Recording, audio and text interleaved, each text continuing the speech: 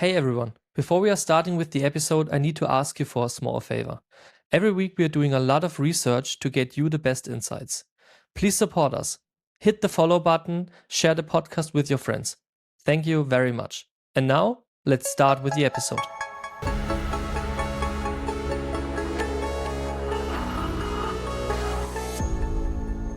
Sagar, pleasure to have you here today at Deep Tech Insights. So let me already start with the first question. I saw that you have been a crash engineer at BMW. So from automotive to venture capital, how does that fit together? Sasha, first of all, thanks for having me. Always great and pleasure to meet you and talk with you.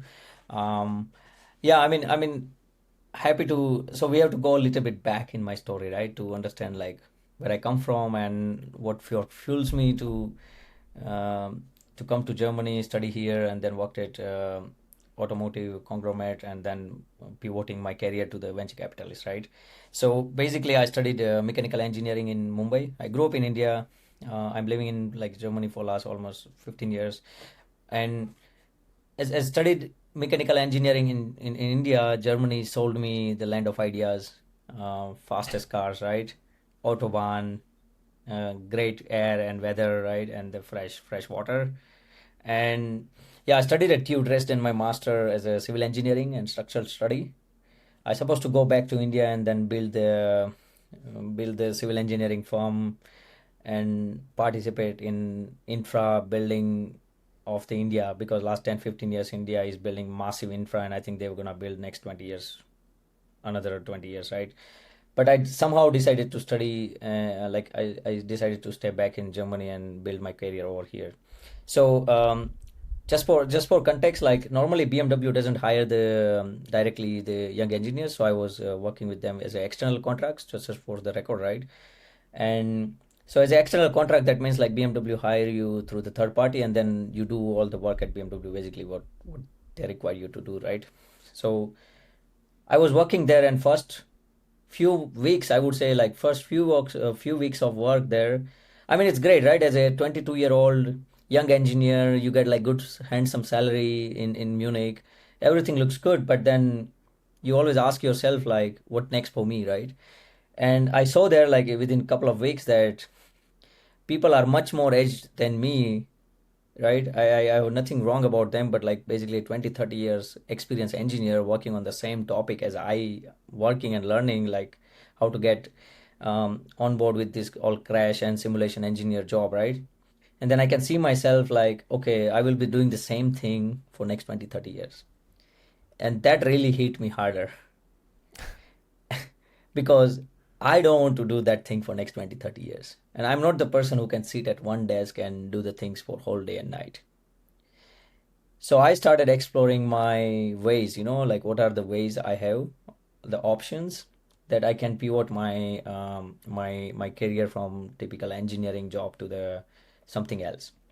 And of course, as I grew up in entrepreneur family, I was like always looking for something to do as your own, right, business side or entrepreneurship. As a young engineer, you come from, as a migrant, you come from India, you're living in Germany, so you need to learn language, you need to get like proper visa, Niederlassung Erlaubnis, like a permanent residentship. So I had to stay at BMW for a couple of years to get things done, right? I mean, as you live in Munich, the Munich comes like lifestyle costs are different than the other part of the Germany. So I started doing networking. So basically, I go to the job, then after work, if there is any events happening like meetups, I just go there, sign up during the day, or 1 day or 2 days before anyone tells me like this is and that is happening around the Munich. So I basically try to attend that event. So somehow in couple of years I have attended more than 500 to 600 meetups. So I become like really good at networking. I mean, that you cannot develop, but there is a one part of networking is already within you, but you need to explore it more. So you can go out and talk to people. And I, in between also, I try to put my hands on building my own startup. It was a superfood startup. Basically, I was 10 year early in this, whatever current trend you can see, Moringa matcha now, right?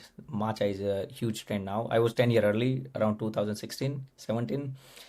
But that business, that startup idea was not scalable. So I had to uh, turn off the light after 12, 14 months of time spent, right? And then when there are not event in the Munich, I was going to the LMU library. So LMU library is public.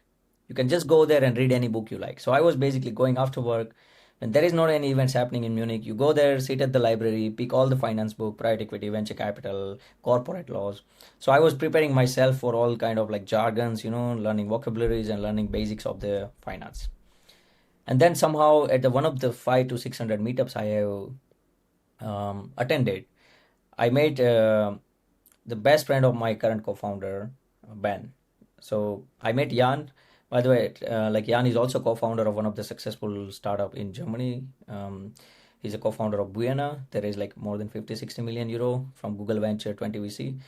And he introduced me to Ben after 1 year that you should talk to Sagar.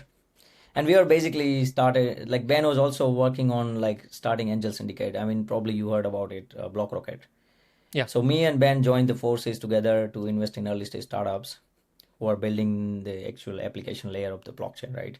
Where we are investing like 150K ticket size from a couple of angels, HNIs, those who are building a use case driven application layer of a blockchain where they're solving 10x problem faster and cheaper. So fast forward after more than 2 years of investing experience with Ben at BlockRocket and with Wolfgang, we just started the venture capital fund BFC in 2023. That's I also think like especially networking is still one of the superpowers, isn't it?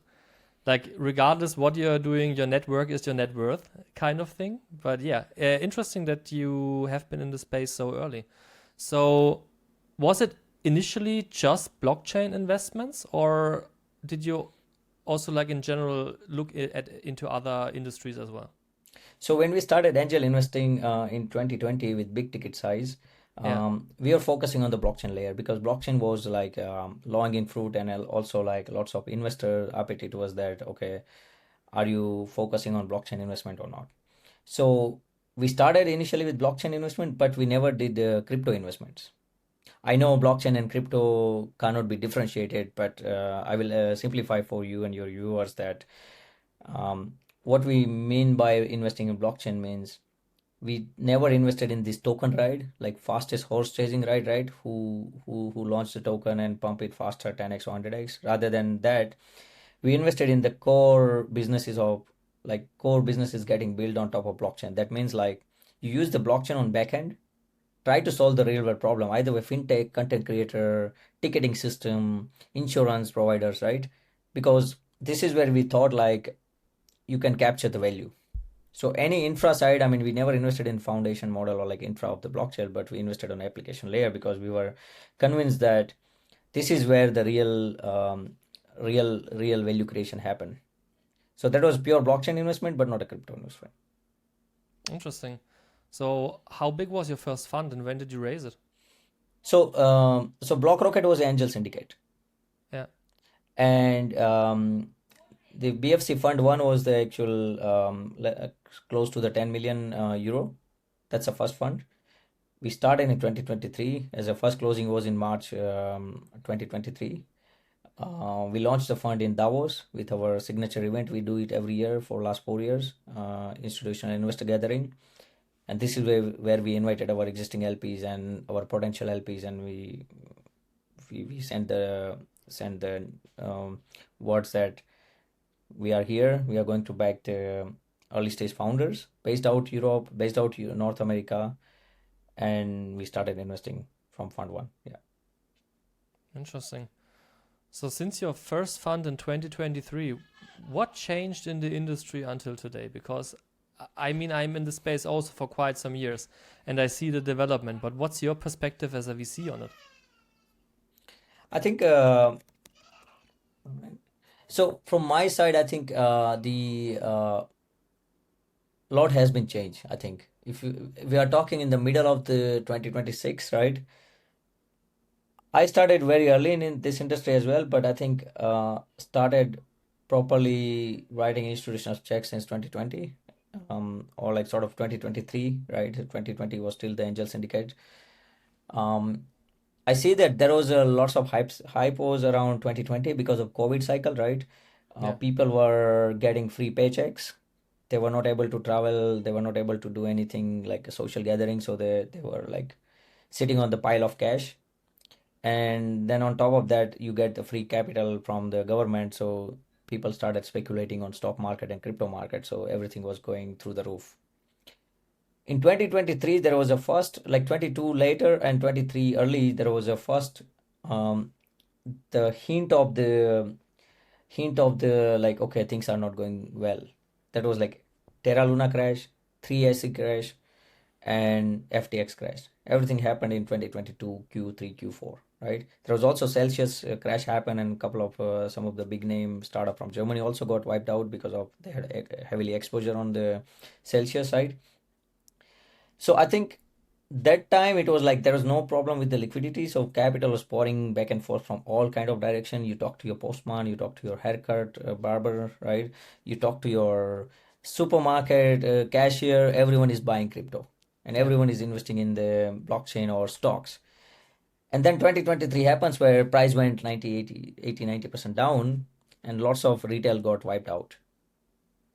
So from 2023 to 2026, I think lots of funds were who raised in 21 to 23, they were deploying in altcoin markets. That means like any business is getting built on top of blockchain and who are launching the token, they all are investing from $1 million to hundreds of $1 million. There was a L2 hype, there was a NFT hype, then there was a gaming hype, then there was like all so-called deep in hype, right? And you can see in last 3 years, except few projects and except Bitcoin, nothing really worked.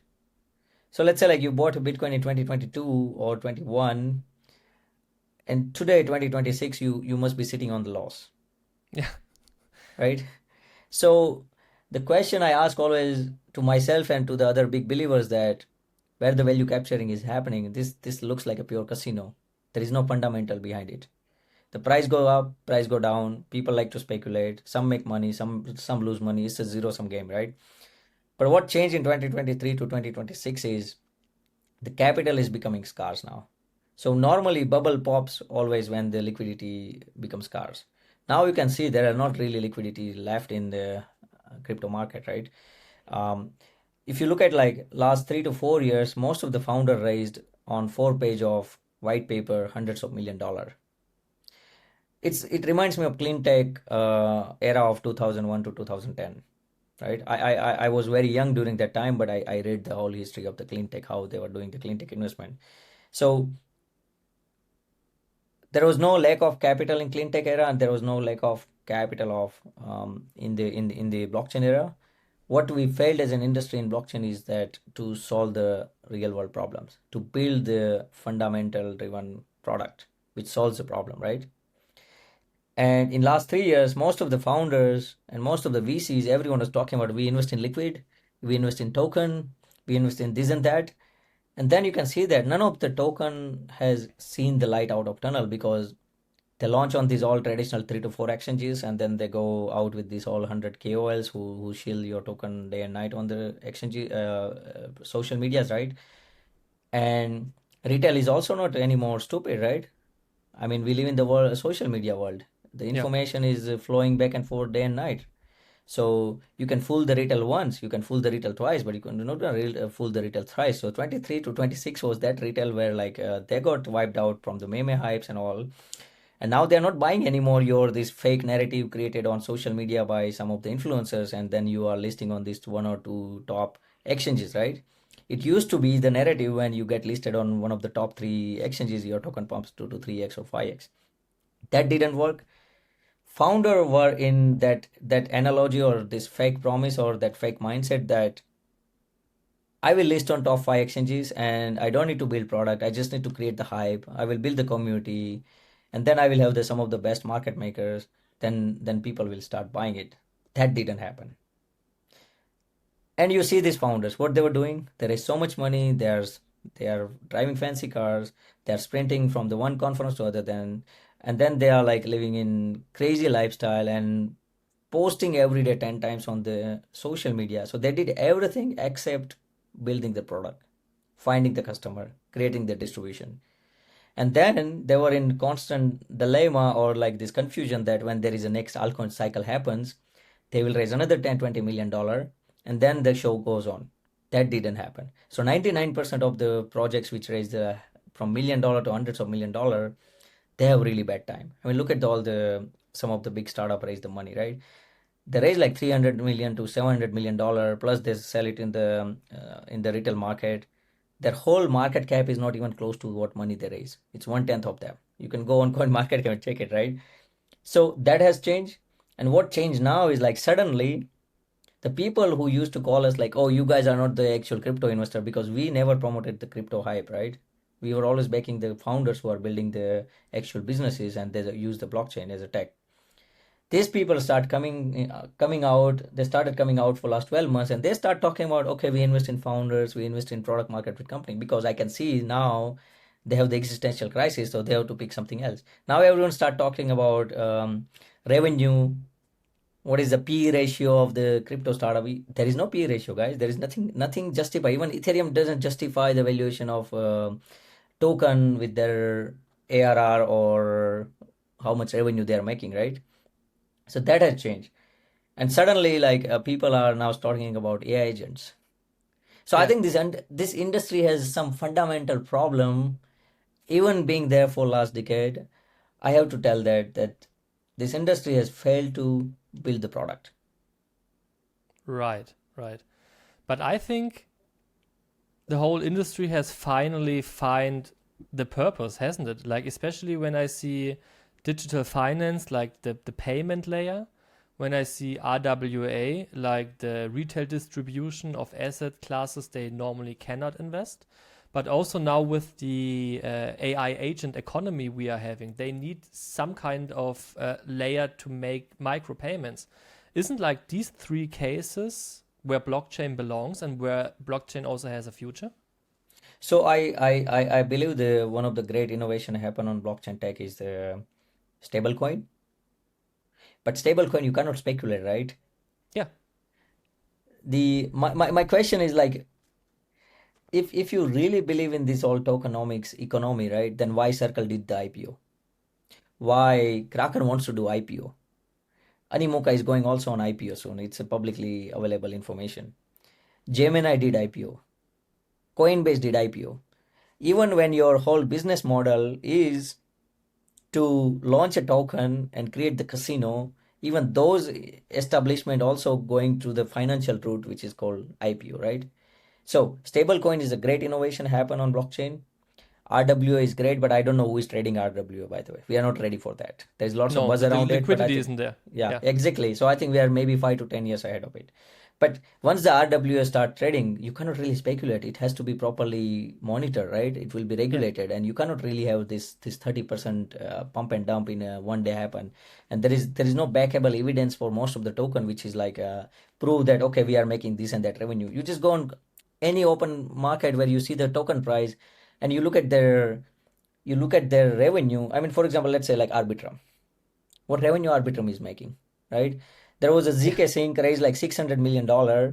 It was super hype back in days. Lots of people were farming the airdrop. Where they stand now today? I think the valuation is like 150 million FDV, where they raise like 4 times more money, right? Same with all the big names like Gnosis. They were raising a Cardano, billion. Yeah, Avalanche. Cardano. I mean, Jesus Christ, like Cardano, what it really does, I never get it. This, Yeah. you just go on podcast and sit there for 6 months and telling the retailers like we're gonna do that. These guys even didn't manage to like execute the smart contract even today with like 30-40 billion dollar worth of company creating the zero revenue. So, so there are the good use cases getting built. For example, you look at like a JP Morgan, Deutsche Börse, right? They are using the financial rails for the transactions, right? To settlement. Yeah. That's a great use case, but it has nothing to do with the speculation part.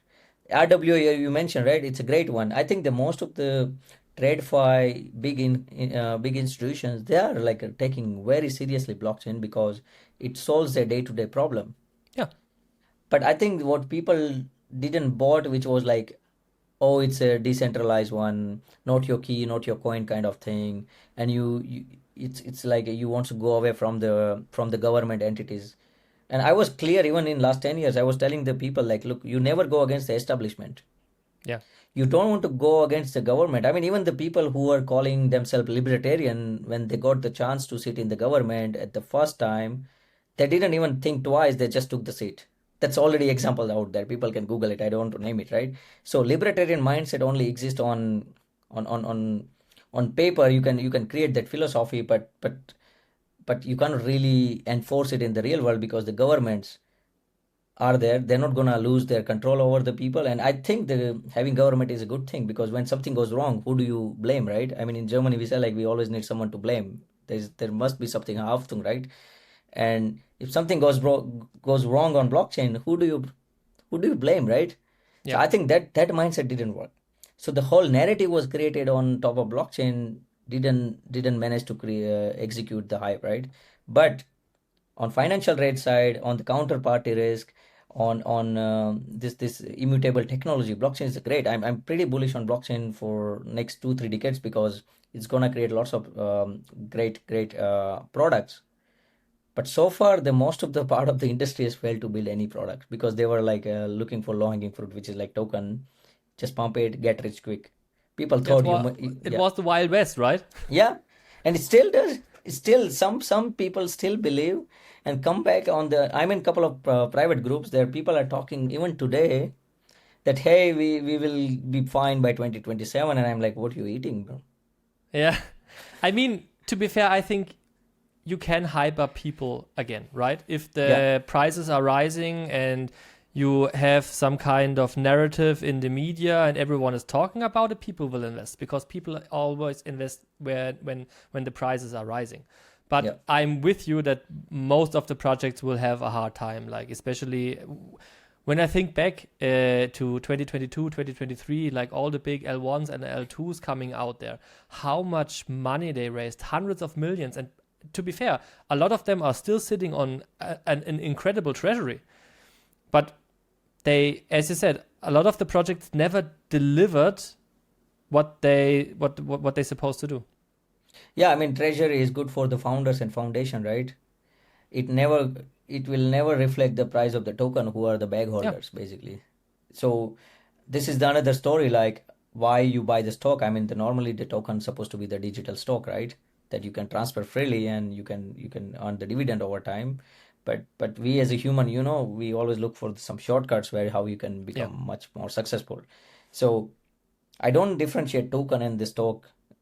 It's the same thing, but token is much more liquid, and the token is much more on like running on blockchain, and you can trade on different venues.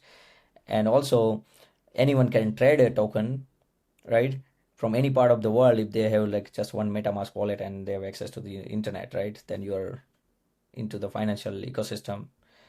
That was the big that actually convinced me to spend my time and energy and capital in blockchain industry. Because let's say if you want to trade SpaceX now, right? Either way, you should be sitting in Europe, US, or some of the wealthy countries in West Asia or in Middle East. But not everyone can trade the SpaceX token. Sorry, SpaceX stock. yeah. It is only happening possible now that even the guy sitting in the third world country, second world country, small village, with having the internet access and having the stable coin in his account, and he can trade on hyperliquid. That only happened possible on blockchain, Yeah. right? So he or she can trade now SpaceX on any venue because of the tokenization model. I'm not sure about like what are the backable fundamentals hyperliquid is trading the SpaceX, right? Because this is like a trading the digital gold or trading the gold on blockchain. But at Yeah. least you have the access to this financial world. Otherwise, you will never get access to this financial world in the traditional world, because this traditional conglomerate has kept this all space always closer to the few particular people, right? And blockchain has opened this one. I think blockchain also managed to did a great education on financial side, because imagine before crypto, who knew there is a Fed meeting, right? What is the rate cut? What is the FOMC? Yeah. I remember like people in Singapore 2 years back when we were in Singapore on September, when Powell hit the first like when he cut the 25 or 50 Yeah. beeps first time. And there were like hundreds of youngsters sitting in the restaurant in the middle of the night and watching the Powell speech online. He was a And they were superstar. all exactly. So because I think the blockchain industry has created a massive financial education. Yeah. No one knew before it like what is the SEC. Now everyone knows what is SEC, what is security, right? Um, So there is a lots of great thing happen in the industry, but most of the time when you look at this all funding cycle, funding hype, and every second guy wants to build his crypto startup and come up with like some fake narrative. I think that didn't age well. Of course, over the 5-10 years, we'll see like a fintech will completely disrupt by blockchain. We probably have every rails running on blockchain, where either way in centralized world or not or decentralized world. But I think the banks will get maximum benefit out of it because it's so much time consuming, super cost heavy infra they are using it for last hundreds years, right? Yeah. And I think blockchain is now it's knocking the door like, guys, this industry dying to get innovation, dying to restructure, and that's going to be the blockchain. What do you think? What blockchain makes a great job there to position themselves to really be part of this new era of digital finance? Like, what of these 2021, 2022, 2023 blockchains who are still around is really doing a great job? I think I think if you look at high level, the blockchain is it just digitize the trust, right? Yeah. So basically, if you look at the first wave of internet, which digitized the information, right? Then we had a second wave of mobile waves, which give the access to this digitized information, right? Then came the blockchain, which is digitizing all the trust layer. Basically, you don't need to trust anyone. It programs it. The blockchain is programmed that way that you don't need to trust anyone. It's like a truth, and then it digitizes the trust, basically, right? So I think, I mean, if you look at the stablecoin, they started in 2013-14, right? Circle and Tether both came in 2013-14, right? And I think now, if you look at the Tether, is one of the largest gold holders of the world, I think, Yeah. right?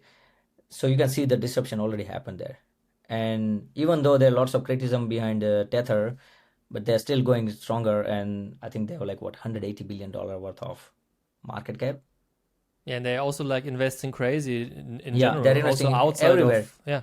They are investing in energy. They're investing in, I think, all kind of direction. The founder was here in Munich during DLD January. I met him, had a chance to talk with him for a couple of minutes. But these guys are investing everywhere. Like they are like completely disrupting the African market with the energy providing, right? They're giving the charger to the people who doesn't have the electricity access, and they pay like $1 Tether for for a week. They can basically land a charging from Yeah. the charging point and give it back in a week, and they can charge their phone 3 to 4 times. Didn't So they also let the round for the big German robotics startup? yes, I heard of, Yeah. yes, I think Neuralink. I'm not sure, but yes, they are going everywhere. So basically, you are Yeah. diversifying the portfolio, right? You want to be everywhere. I mean, that same thing was done by founder of um, Sam Bankman-Fried, FTX. He was early in all the AI startup. If you look at now, I think the Sam would have made 2x more money than the actual market cap when they went bankrupt, of the current investment in Anthropic and all the other cursor AI. I think so. So I mean, it's good to diversify, but my point is that you have to look at this way, that it will disrupt the fintech era. It will also disrupt the basically how we are transaction doing the transaction, right? I think the money will flow. I mean, people are calling one thing is like dollar is devaluing, but I think the dollar is much more stronger than ever. Why? Because you talk to tier 2, tier 3 countries in the world, this youngster wants to have the dollar in their wallet. They don't want to hold their own local currencies, right? So US can now tax globally with the Yeah. help of stablecoin. Otherwise, imagine if US government or US administration really didn't like the stablecoin, they could have killed it, right? I mean, it's not a big to kill any startup. They can kill it. They have enough power. But they can also understand that the distribution happen around the world about the stablecoin is like a crazy. So they can not only tax now, they don't need to tax only US citizen, but they can tax whole globally, the global citizen. But coming back to your answer, I think now stablecoin has become so much valuable asset on every field that people have started integrating in their day-to-day business. Couple of startup we have invested. One of them is like Talenteer. They're using the stablecoin payout for giving the payout to the content creator influencers. It has nothing to do with crypto. It has nothing to do with the speculation, right? Pure business model. If you are a content creator, if you would like to get paid in stablecoin instead of euro, Palantir helps you with that. And then you have the crypto cards, KYC, properly compliance driven, and then you can spend around the world. So you can eliminate this FX charge. Yesterday or day before yesterday, I think Coinbase transferred like a couple of $1 billion on Hyperliquid. If you look at the transaction, of course, you need to verify 10 times before sending on to the address on the another address because it's not reversible. But you can see that the cost of that transaction was less than $1. Yeah. Imagine you're sending wire of $1 billion from your bank to another bank. How much money they will charge you? It's not only the money, it's like the bureaucracy. Like Yes. it would take ages and several calls, and you need to deliver probably a house full of paperwork. And I see also like over the time, I mean, this is bit of like I'm also speculating on it, but like how you integrate blockchain in the world of AI and robotics, where AI has disrupted the knowledge, right? The mindset, right? And then you have like a robots which is working, it's a physical AI and getting paid in on top of blockchain basically. So let's say like you have the robots which is running on the factory floor. I think the Western economy needs a lots of robots because there is a shortage of human laborers, aging population, and also lots of work contracts, right? You cannot work this and that for a longer time. So robotics will solve this problem. And if you look at the robotic economy, wherever you have to settle the transaction, autonomy, right? If AI agent has to trade anything, that would be on blockchain. Yes. And what they would trade it? Stablecoin, right? Stablecoins, Or yeah. any other currencies. So imagine your robot is getting work done in any factory floor or shop floor in industrial automation. The only way you can verify this work is on blockchain without having temperament, right? And then you get paid on any token, any stable coin. It could be anything, digital euro, anything, but the blockchain will be a huge part on financial real side. Yeah, I agree on that. Because you mentioned like AI and robotics, and I know that you are raising at the moment in your fund. Like, how do you look your personal investment space at the moment? Because you're also leaning more towards AI now, right? Yes. So I mean, so we are not investing in the foundation layers. We don't invest in infra. We personally think as a fund manager that the value capture happens always at the application layer. So let me give you an example. Internet came, then value capture happened at Google, Facebook, right? Then you have a cloud side, then it happened in the Shopify and other platforms, right? And then you had like if you go back, then when the electricity was invented, who captured the most value was like not refrigerator, but Yeah. the third layer, which was like a soft drinks, right? So if you look at like now Coca-Cola and other soft drink companies, they had captured the most value out of the invention of the refrigerator and the electricity. That will same happen in the AI world, where I think there's some of the best companies in the AI world is yet to be founded, or they are in the founding process. So what we are seeing now is like all the compute chips, right? Um, like storages, right? I think this will become commodity over time. What will be making most of out of it is like application layer getting built on top of AI. So we as a fund, we like to invest in application layer. We've been investing in application layer of AI and blockchain for last 3 years. We did 22 investment. If you can see our portfolio, most of them are like using the AI, and I think you cannot really ignore the AI. So we don't invest in AI company, AI foundation layer, but we invest in like AI native businesses. So let me simplify for you. So whatever exists around us, the companies, the conglomerates, the manufacturing capacities, these all companies were built pre-internet era. And now we live in the world where we eat, walk, and sleep with the internet. And now you add on top of it AI. So the gap is much more widened, right? Yeah. So if you look at the old existing establishment, they really cannot implement the new technology that faster because of so many silos and so many, as you mentioned, the bureaucracy and all.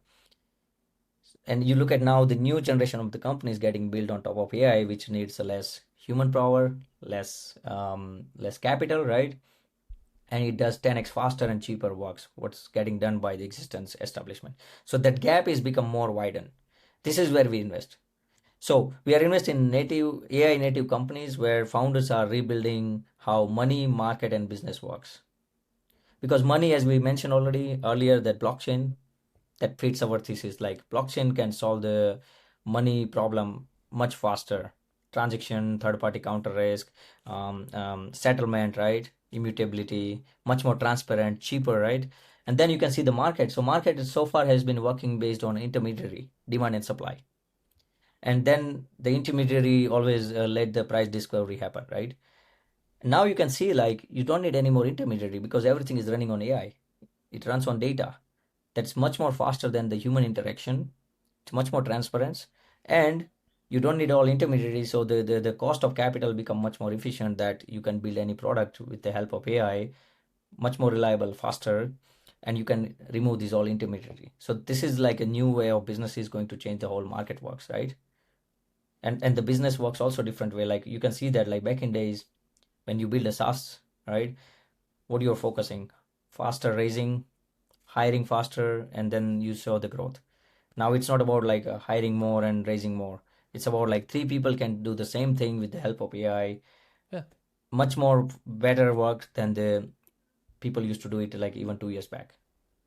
So this is where our thesis thinks like, okay, you need to find these underdog founders where they are solving the existential problem. So they have lived this problem for ages or sort of like couple of years, and then they come with the conviction that okay, I want to solve this problem by using the AI. So this is our low-hanging fruit where I think in robotics, AI, or blockchain, we want to invest in the application layer. But isn't it, especially when it comes to AI, a high risk that the AI foundation layer is becoming the application layer? Because especially in the last few months, as we saw like a lot of SaaS or a lot of software projects get eaten alive by the frontier labs because they are just doing the job now from them. So if you look at high level, that yes, but do you think like OpenAI or any foundation models will be doing everything? So what I meant to say is that, for example, if you look at any existential industries like manufacturing, right, or material industry, this LLM will play a big role, but I don't think so. They will go in each industry and try to solve the problem. So what I meant to say is that application layer, of course, there it looks now everything is like okay, this is going to eat everything, but that's not the true reality. If you look at more ground level, then you pick any industry, right?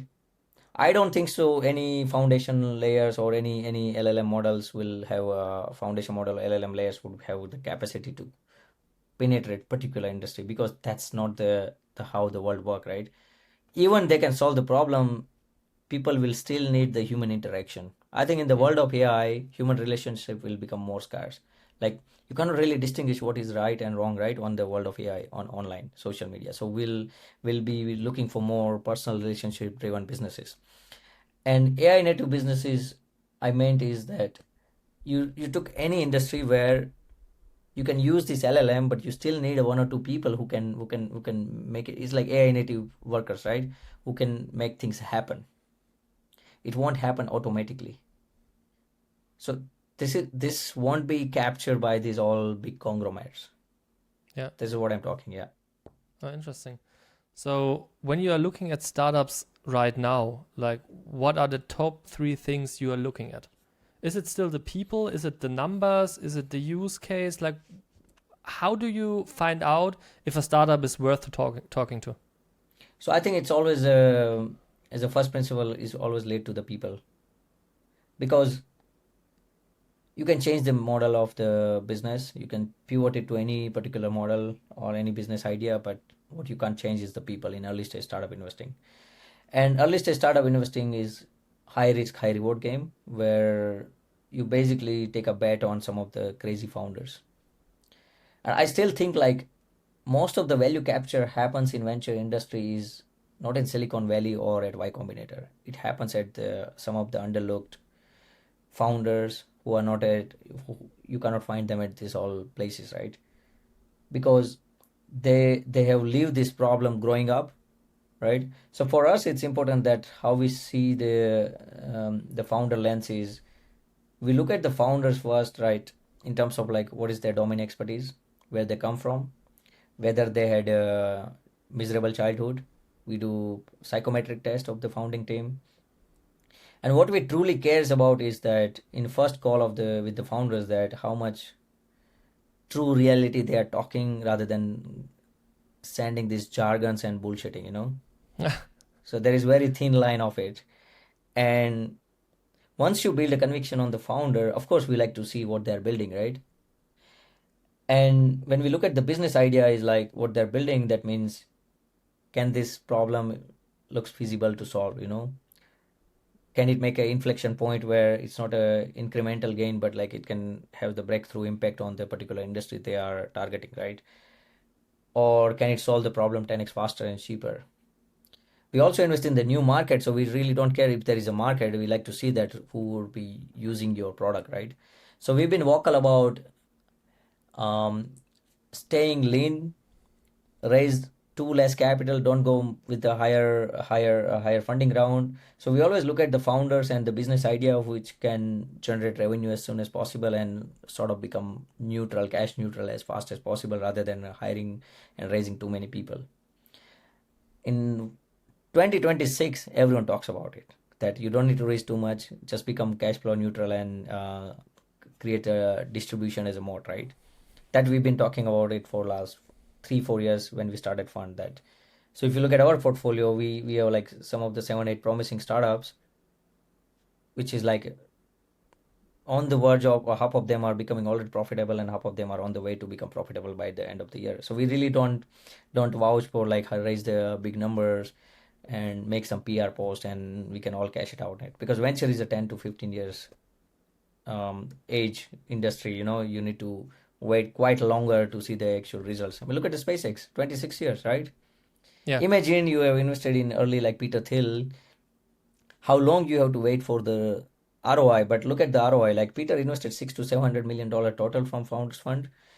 And right now, I think they are sitting on more than $150 billion. But that thing only happened possible after 1 or 2 decades of patience and keep believing in. So you need lots of conviction.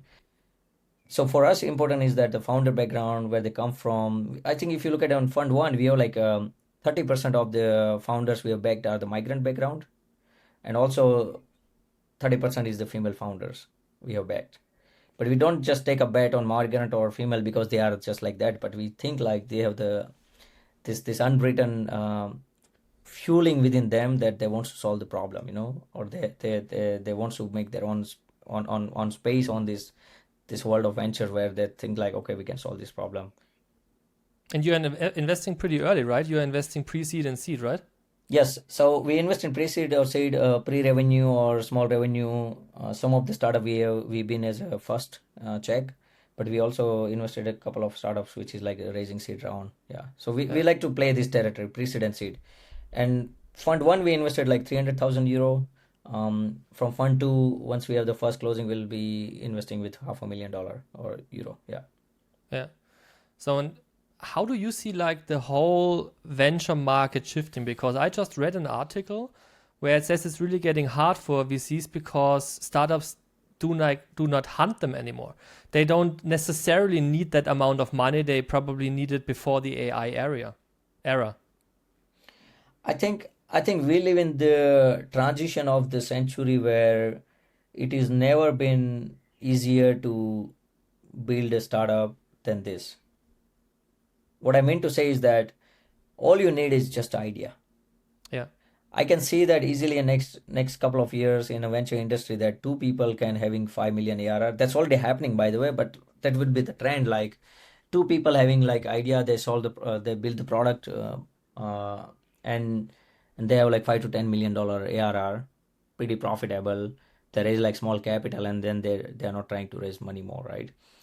But also at the same time, I think like it's just the question is like when you look at the venture model, there is not really distribution happen in the venture capitalist, right? So most of the investor who invested in venture funds, they didn't get the money back in last 12-15 years. If you look at the track record of the venture capital, lots of the funds are still struggling to get the money back for their LPs because they are super heavily invested. So fundraising market is pretty tough for the venture capitalist. The startup coming out is like, also I see like, I mean, if you look at Y Combinator is always the signal like where we are heading in terms of innovation, right? So I think they are producing 700 to 800 startups every year now. I almost get every second week email from them.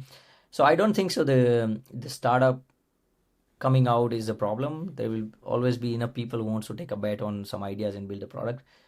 What I see now is like there's lots of copy paste work is happening because you have the cloud code and you have these all LLMs. You just wipe code, build the MVP, and then go to YC. Even YC has inflated the valuation of the startup, like $30 million. The startup was not even existing 3 months back, and they're raising a $30 million pre-money valuation. The guys barely does the like a small revenue, or they don't even have the working product. So we are in that bubble for sure. But I still think like those founders who are conviction driven, they will come up with the strong statement and strong problem solving capacity and raise the money. In the world of AI, I see the deal flow will become more commodity, as we internally say that like most of the fund manager will have access to the all the deals, but as a fund manager you should have the capacity to pick the right deal. It's like you are going to the strawberry picking, right? Yeah. Everyone has the access to the same strawberries, but which strawberry you pick is up to you, like experience, like how you pick the strawberry, right? There will be Yeah. like half ripe and sweeter one and then completely sour, right? So I think that will happen in the world of AI. And you don't need like a big team now in the world of AI. You can just building something. You don't need even like millions of dollar funding. All you need is like a mindset, build a product, find your first or second customer, and then scale it. And how do you see here the European startup landscape? Because when you hear like the media, everyone say Europe is failing, we don't have innovation, we are behind at every topic, we don't have an AI company, we don't have a robotics company, everything is coming out from California. How do you see that? Look, there is a huge gap in innovation between the US and Europe, but there are lots of critics. But for the critics, I can tell you, as living in Europe for past 14, 15 years in Germany, doesn't matter if Europe is falling, they would still like to come to Europe for summer holiday, Yeah. right? Let's put it this way, and I'm pretty vocal about it, that doesn't matter you talk shit about Europe day and night on social media. We get it, you're Silicon Valley, it's a great mother of innovation, everything, I hear you, but Europe is still the strong economy. Europe has the same economy as a China. Yeah. Europe is much more deeper in R&D. Of course, there is some like controversies over work-life balance. I get it. That's true as well, right? We have to be realistic. But if you look at Germany, for example, Germany was ruling the automotive industry for decades, right? That means decades of accumulated knowledge. What I meant to say is that accumulated knowledge can be transformed into the robotic industry. So let's say like with the AI, you can build a SaaS, right? So building a SaaS takes 500,000 to $5 million. But if you want to build a robotics, you need 20 to $100 million. Yeah. But if you want to build a fusion tech, you need $1 billion+, right? So different capex heavy and different playground. But if you want to build a robot, you cannot just pick any dropout university guy and give him money and he will build robot. No, you need to find a 10 years experienced PhD guy who can build the robotic startups. And now let's look at the robotics universities coming out of Europe. Heavily ETH Zurich, ETH Munich. There is in next week happening a big robotics hackathon and gathering in Munich. There's Aachen is leading. TU Dresden is working on the robotics on textile side. There is a lot happening. And these guys been accumulating the work of last 10, 20 years in robotics. So that will pile up.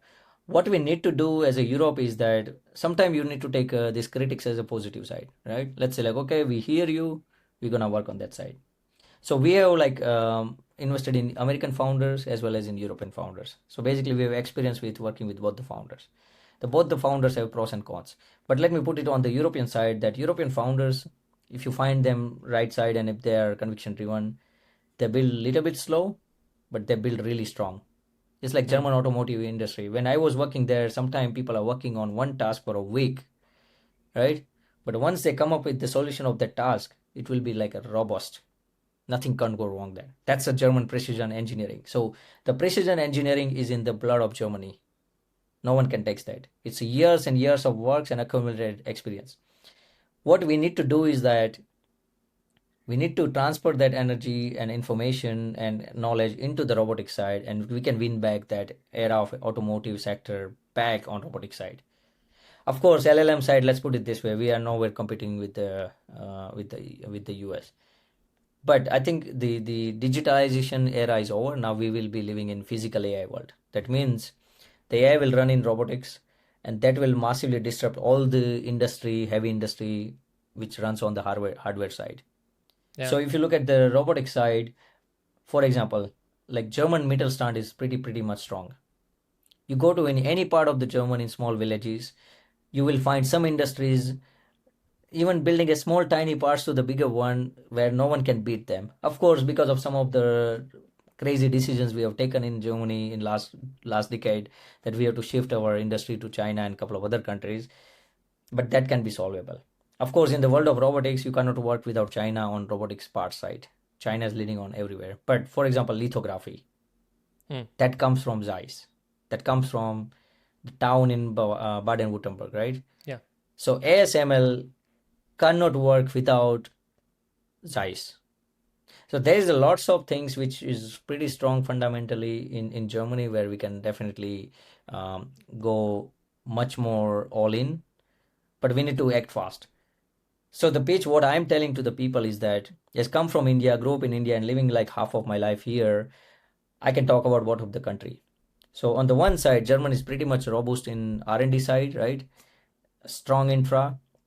And India is an emerging country which has the 28-year-old nation, right? The average age is 28-year-old. The nation is the highest data, like cheapest data access. The youngsters are pretty hungry and willing to take a risk and build companies and work in the tech side. And Germany has the capital and the R&D power, where let's say like you build any innovation side on robotics side, right? You can mass manufacture in India. Yeah. You can do the tech transfer. I mean world has never been divided as much as now, right? We have a two front war. We have like crazy people running some of the countries, right? And now it's like eye opening for Europe as well, that this is the time to get put our shit together, and works towards, like, I think the Germany should go all in into next 20 years in robotics, nothing else. The people who worked in automotive, they can easily integrate in the robotics era for next 6 months or 12 months or 18 months. But we need to come out of this last 3 decades of work, where you have the work life balance, you have a over regulation. So whenever I go in Munich to some of the events, of the AI, the executive starts with, we are going to regulate AI. I think the mindset has to change. We have to start building on AI and then regulate later. And I think people are working on that side. But you know that also in the US side, it's all about storytelling. Most of the time, you heard like lots of good story narratives comes from US. So I still think Europe is still the best part to live as compared to the US. That's my personal opinion, of course. But if you compare with the quality of life, expense, security, I still think like for me, Munich is the best place. Yeah, but I think like Europe will be a hard time, will have a hard time in the future, because I'm not so sure if we can pivot as fast as we need to be part of the new economy, especially when it comes to robotics and AI. And I have kind of a feeling that we are doing the same mistake with, like we did with e-mobility. Like all the kind of automotive manufacturers have laughed at China, laughed at Tesla, but now they are late to the party, and BYD is so far beyond. It's crazy. I'm a little bit afraid that in robotics we see the same. No, I think I have another great story for you. Then Elon Musk came to Germany to raise some money from Daimler back in days when I was studying at TU Dresden, and he got, I think, $40 million. That time, German industry was having the great time of their life. They could have put $400 million, even 4 billion was a Yeah, peanut for them. Now you can see the market cap of Tesla is equal to all the market cap of the German automotive industry. So there was something, I think what we have failed to understand as in Germany was, there was a proper coordinated propaganda to kill the GDP. That's how I see it. I think still lots of German don't buy this, what I'm telling, but I think then they will realize when, I mean, it's already late, but probably they will never realize because they're so stupid. That how can you I mean, there was a whole wave of this e-mobility plus like all environment um, uh, um, leadership was getting built right in Germany, that we need to lead from the front. I think that was a whole agenda narrative, like propaganda to kill the German GDP. So first you kill the whole nuclear energy, right? So basically you kill your own bloodline. Yeah. Then you start massively lobbying for all the businesses which are using the coals and other energies, and anything which has to do with the carbon footprint, you just basically try to shift them to all the manufacturing capacity, you try to shift to China. That means you are exposing yourself to China. Then you sort of seed this narrative in the youngster that it is what these all old establishment, the revenue making companies doing is they are your enemies, right? And this was like a properly well designed propaganda to kill Germany, because Germany was like super powerful. I mean, that's why I came to Germany back in days, right? I mean, it was like a one of the powerhouse of the Europe, and it was leading from the front for whole Europe. And when Germany says something, that means all Europe is saying, right? You don't need to ask for the permission from others. That thing happened in 10 years while I am staying here, because you kill your small Mittelstand manufacture capacity, you kill your whole energy independence, right? Then you build the whole this pipeline with the Russia, and then somehow with the war it got destroyed. I mean, there were billions of dollars were poured into the pipeline, and then it got destroyed overnight, and we still had to get the conclusion like who destroyed it, right? That money came from taxpayers money. And then there's whole youngster coming on. This might be controversial, but let me put it this way, like this guy coming on the particular day and talking about this is for our future. Then I'm like, sorry guys, this is not your future. You don't go on the place and protest. If you really think there is a problem, then you go and build and try to solve the problem. You don't protest it. You or me neither have time to go and protest. You have to sit down, heads down, and build. That's Yeah. how you tell the world that, I protested, so I build it, and this is the solution. And on the high level, there's this whole some sort of some of the people are so much hypnotized or brainwashed that it is only sole problem of Germany to talk about environment issues. I mean, the world is bigger, right? If you go from Germany to Austria, there is a border. There is no border on the sky. Of course, you rule the space, your space, but like still, So what China produced the emission, what India produced the emission is nowhere close to the Germany is producing, right? It's Yeah. good. I mean, we've been the powerhouse, so we can, sometime where Of one course, particular you need to take generation. some kind of Yeah, responsibility, right? yeah, So you yeah. take the initiative, right? You take the initiative, but you cannot do the charity while keeping your children hungry. Yeah. So that's what Germany did.